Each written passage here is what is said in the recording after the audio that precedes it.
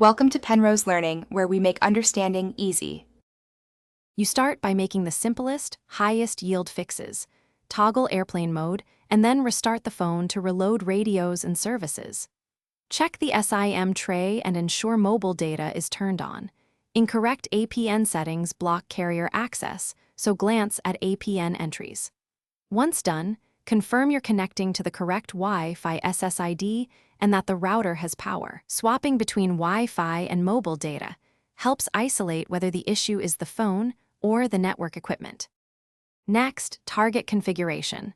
Forget the problem Wi-Fi network and rejoin so the phone requests a fresh DHCP lease, which fixes IP conflicts.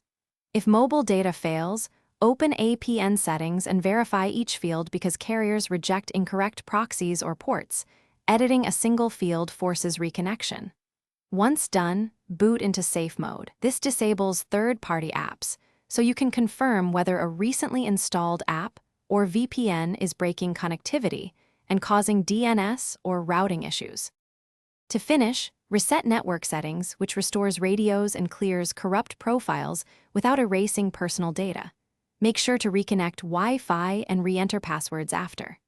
Install any pending system or carrier updates, then power cycle the router or modem so both ends negotiate fresh connections.